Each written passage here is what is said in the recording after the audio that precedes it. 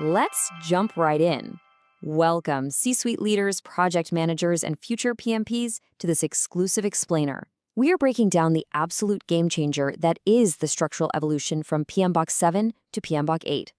I'm thrilled you're here because understanding this shift is absolutely vital for anyone operating at a strategic level right now. Let's map out exactly what this means for your projects. So, we're diving straight into this independent analysis today to unpack these new financial terms and strategic insights. And we're going to be looking at this through a couple of specific lenses, namely procurement via CIPS and the public sector via CIPFA. Now, just a quick aside before we really get going. The structural analyses I'm sharing today are my own independent interpretations. They're carefully designed to help you, whether you're a program manager, an executive sponsor, or prepping for that PMP exam, really deeply grasp these new industry standards. There's actually a pretty fascinating executive paradox here. We consistently see that while high-level professionals will consume this kind of deep dive content from start to finish, only about 1.5% actually formalize the connection. Producing these deep strategic insights takes rigorous, full-time dedication. So if you're getting value from this level of independent analysis, please hit subscribe to support our ongoing research. It literally empowers us to keep creating this stuff for you. All right, let's quickly lay out our executive agenda for today. We're covering 1, the paradigm shift, 2, the core finance pillar, 3, procurement integration, 4, public sector alignment, and 5, our execution roadmap. This top-down approach is basically our strategic blueprint. It gives us a really clear anchor for how we're going to traverse these 5 phases together today. Starting right off with Section 1, the paradigm shift. So here's the crucial point. Think back to pmboK 7. It kind of lacked formal processes, right? It left cost management somewhat abstract. It relied heavily on those 12 principles and 8 domains. But the actual financial mechanics, they were pretty scattered. Well, pmboK 8 introduces a highly practical structure. It streamlines everything down to 6 principles and 7 domains. And most importantly, it introduces a dedicated finance domain. This new paradigm brings in roughly 40 non-prescriptive processes. And honestly, this is a massive advancement. It essentially resolves that operational friction that executives and project managers have been facing for a while now. By establishing this dedicated, standalone finance performance domain, it's really a balanced return to a practical, highly usable structure. Moving right along to Section 2, the core finance pillar. Finance is no longer just this scattered subset of project management. It now demands direct oversight of the whole shebang, from initial funding strategies and financial planning, all the way up to top-tier value realization. By elevating finance like this, pmboK 8 is boldly acknowledging something we've all known. You absolutely cannot manage a project's success without rigorously controlling how it captures and realizes value, from day one to completion. And with this structural elevation comes expanded terminology. Whether you are a PMP examinee or a C-level sponsor, you've got to thoroughly understand these terms to drive project success. Let's look closely at how they all interconnect in this new framework. Okay, so here is your essential financial lexicon. At the operational base, we have plan financial management, develop budget, and monitor and control finances. Pretty standard, right? But notice what sits on top of that: financial stewardship, value maximization, and economic sustainability. These 6 key concepts emphasize a complete fundamental shift. We're moving away from mere budgeting and moving toward holistic financial stewardship and sustained economic viability. It is no longer just about what you spend, it's about the long-term economic value you actually deliver. Let's transition into Section 3, procurement integration. Now, for the procurement professionals tuning in, this overlap is monumental. Procurement is now structurally embedded right within the finance domain. And why is that?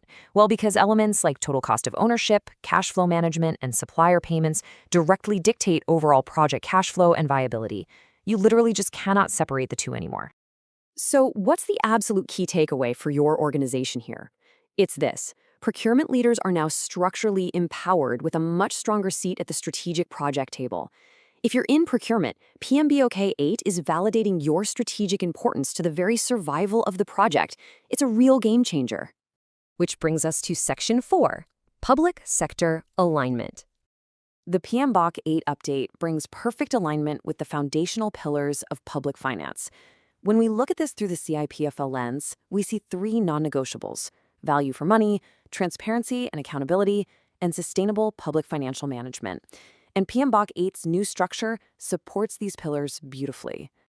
What this means in practice is the complete elimination of executive friction. pmboK 8's finance metrics map perfectly to core CIPFA principles. For example, pmboK's economic sustainability operates in perfect lockstep with CIPFA's sustainable public financial management. So for our public sector leaders, this means you can confidently adopt the new project management standard without compromising any of your core financial governance principles. It's a perfect match. Finally, let's wrap up with Section 5, our execution roadmap. While this first explainer served as your high-level structural introduction, really establishing that overarching paradigm shift, the subsequent parts of the series are going to drill deeply into the specifics. Over the coming weeks, we'll cover planning and procurement, estimating costs and developing budgets, monitoring finances and value realization, and finally, specific public sector tailoring. We're going to break down every single step. But as we wrap up this macro analysis today, I really want to leave you with a provocative thought. Ask yourself and your PMO, right now, how exactly will your executive team adapt to this new paradigm to capture more value? Are your project managers and procurement leaders ready to operate within a standalone finance performance domain? It's an absolutely critical conversation, and you need to start having it today. Thank you so much for joining this explainer. I really hope this analysis has brought some immediate clarity to the pmboK 8 evolution. Please ensure you like, subscribe, and comment CIPS or CIPFA below so we can keep delivering immense value together in the next installment. Keep pushing forward, and I'll see you next time. Learning reinforcement. For years, project cost management operated with a high degree of friction. Project managers treated finance as an abstract, scattered set of tasks, rather than a centralized command structure. Costs were tracked, but long-term economic strategy was frequently isolated from daily execution. pmboK 8 introduces a shift back toward practical structure, reincorporating defined performance domains and specific processes into the core methodology. This analysis evaluates these structural changes through two distinct professional lenses: strategic procurement, governed by CIPS, and public sector finance, guided by CIPFA. This framework architecture transition shows pmboK 7 on the left, relying on 12 principles with no formal processes. On the right, pmboK 8 introduces 7 specific performance domains and 40 non-prescriptive processes to establish clear operational parameters. Reorganizing the architecture in this way allowed for a significant functional change, extracting financial management from a collection of scattered tasks and isolating it into its own distinct category. This moves project finance into a centralized structure, requiring project managers to exercise direct oversight of how value is captured and realized from inception to completion. Finance is now a standalone performance domain within the framework, represented here as a centralized structural pillar. At the base, the framework establishes the foundational layers: financial planning and funding strategies. These must be defined before project execution begins. The middle layers dictate daily operations. This includes budgeting, continuous financial control, and forward-looking forecasting to manage the capital burn rate. The pillar culminates in the management of project reserves and the ultimate objective: value realization. Managing this domain requires project leaders to apply a specific set of financial processes that govern the life cycle of every dollar spent. This taxonomy chart shows the interaction between these processes. Across the bottom row, planning financial management leads into developing the budget, which then requires active procedures to monitor and control finances. Following the arrows upward, these baseline activities support the mandate of financial stewardship, the responsible management of project resources. Simultaneously, they contribute to economic sustainability. Projects are increasingly evaluated by their ability to generate viable, long-term outcomes rather than just immediate delivery. Every process in this system feeds into the final node: value maximization. By formalizing these steps, the finance domain moves project leaders away from simple expense tracking and requires them to act as stewards of long-term value. In many organizations, project management and strategic procurement operate in disconnected silos, often only interacting when a contract is ready for a signature. This Venn diagram illustrates how the updated framework integrates strategic procurement directly into the project finance domain. Inside the intersection, the first point of alignment is contracts and supplier payments. The specific terms negotiated by procurement teams directly determine project risk and liquidity. Next is cash flow management. Procurement schedules and lead times are the primary drivers of the capital burn rate throughout the project lifecycle. The most critical intersection is total cost of ownership. True project cost is defined not just by the execution budget, but by the long-term operational and maintenance costs driven by procurement choices. For CIPS certified specialists, this integration means their expertise in supplier selection and risk mitigation directly drives project performance metrics. Because total cost of ownership and cash flow dictate project viability, procurement professionals now have a structural role in defining project strategy from the outset. In the public sector, success is measured against a different set of standards. This graphic represents the CIPFA framework, which governs the management of public funds. The three pillars of this structure are value for money, transparency and accountability, and sustainable public financial management. This leads to an important question. Does a private sector framework like pmboK 8 align with these strict regulated public sector principles? This mapping chart shows that the two frameworks operate with a high degree of functional alignment. Following the top arrow, the pmboK 8 focus on value realization matches the CIPFA requirement for value for money. The middle arrow shows how pmboK's financial control processes provide the data needed to satisfy CIPFA's demands for transparency and accountability.